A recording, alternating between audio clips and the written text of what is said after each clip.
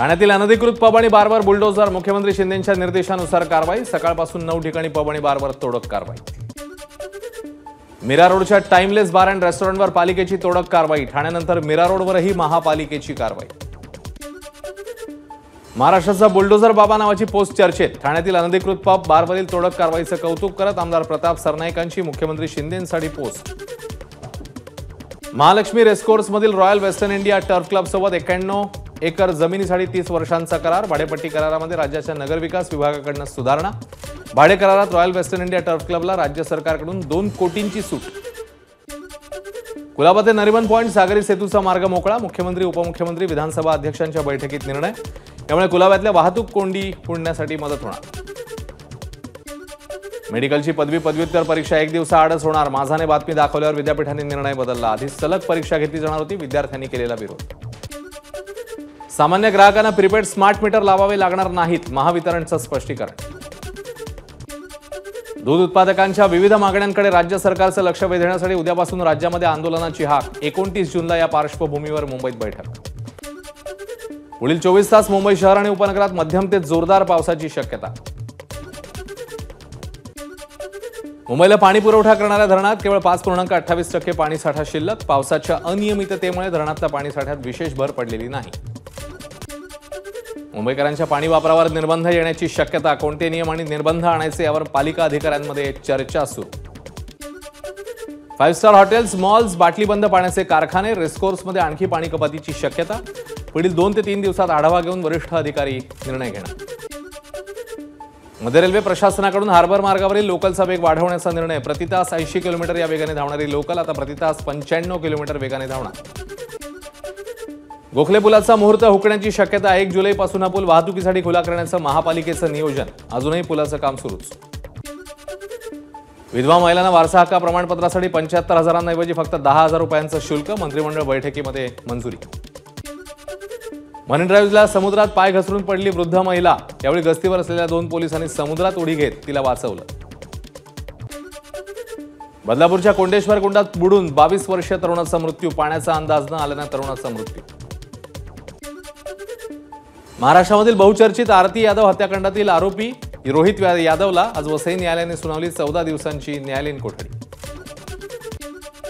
पालघरच्या वानगावात उड्डाणपुलावर डांबर टाकण्याचं काम सुरू असताना दुर्घटना। उड्डाणपुलाखाली असलेल्या 20 ते 25 महिला डांबर पडल्यानं जखमी।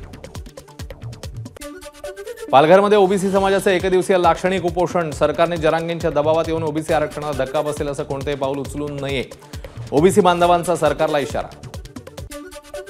राज्यामधल्या विनाअनुदानित महाविद्यालयातील कर्मचारी आणि प्राध्यापकांचं मुंबईतल्या आझाद मैदानावर आंदोलन। अर्थसंकल्पात दिलेल्या आश्वासनांची पूर्तता करण्याची आंदोलनकर्त्यांची मागणी। छत्रपती संभाजीनगरमध्ये अहमदनगर मनपा आयुक्त डॉक्टर पंकज जावळे यांच्यावर एसीबीची कारवाई। बांधकाम परवानगी देण्यासाठी मागितली होती 8 लाखांची लाच। अहमदनगर महापालिकेसमोर फटाके फोडून नागरिकांचा जल्लोष। मनपा आयुक्तांच्या कारवाई केल्याच्या चर्चेनंतर नागरिकांकडून जल्लोष। जळगावच्या सार्वजनिक बांधकाम विभाग कार्यालयात 100हून अधिक ठेकेदारांची निदर्शनं। शासनाने विकास कामांचा निधी तातडीने द्यावा, ठेकेदारांची मागणी। निकालाआधीच विवेक कोल्हेंच्या विजयाचे बॅनर। नाशिक शिक्षक मतदारसंघाचे विवेक कोल्हे अपक्ष उमेदवार। 14 ते 15 वर्षांची मुलं अंमली पदार्थाच्या आहारी जात असल्याची धक्कादायक बाब समोर। मुक्तांगण या पुण्यातल्या व्यसनमुक्ती केंद्रातल्या नोंदीवरून समोर। पुणे ड्रग्ज मुक्त होईपर्यंत कारवाई सुरूच राहणार, मुख्यमंत्री शिंदेंचं वक्तव्य।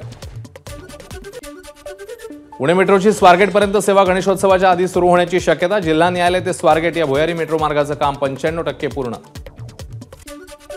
धवलसिंह मोहिते पाटील यांच्या बलराज या अश्वाचं अकलूजून देहूकडे प्रस्थान। संत तुकाराम महाराज पालखी सोहळ्यासाठी अश्वाचं प्रस्थान। तुकाराम महाराजांच्या वारीकरता कानाकोपऱ्यातनं वारकरी देहू नगरीत। बहुतांश वारकरी पेरण्या उरकून वारीसाठी देहूमध्ये दाखल। पुण्याहून भोरमार्गे महाडला जाणाऱ्या मार्गावरील वरंधा घाट अवजड वाहतुकीकरता पूर्णपणे बंद। 31 ऑगस्टपर्यंत आदेश लागू असणार।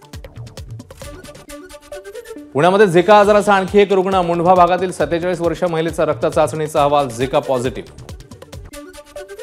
धुळे शहराजवळील अवधान एमआयडीसीला पाणी पुरवठा करणाऱ्या तलावातल्या पाणीसाठ्यामध्ये वाढ। पुढील साधारण 15 ते 20 दिवस पुरेल इतकाच पाणीसाठा जमा। नागपूरच्या काटोलमध्ये उपविभागीय अधिकाऱ्याच्या कार्यालयात शेतकऱ्यांसाठी अजूनही पीक विम्याचे पैसे मिळाले नसल्याचा शेतकऱ्यांचा आरोप. चोर असल्याच्या संशयावरून परप्रांतीय व्यक्तीला झाडाला बांधून मारहाण. अहमदनगर शहरातली सारसनगर भागातली घटना. 5 जणांविरोधात भिंगार कॅम्प पोलिसात गुन्हा दाखल. अमरावतीत तपोवन आणि जिजाऊनगरमधल्या नागरिकांचं आंदोलन. रस्त्याच्या मागणीसाठी दोन्ही नगरमधील नागरिक आमने सामने.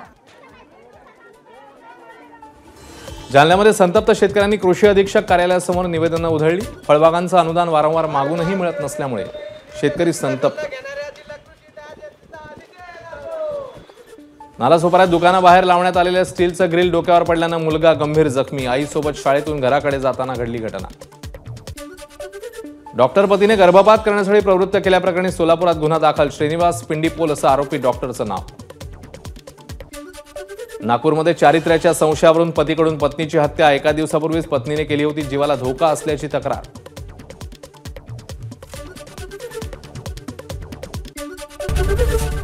एबीपी माझा, उघडा डोळे बघा नीट.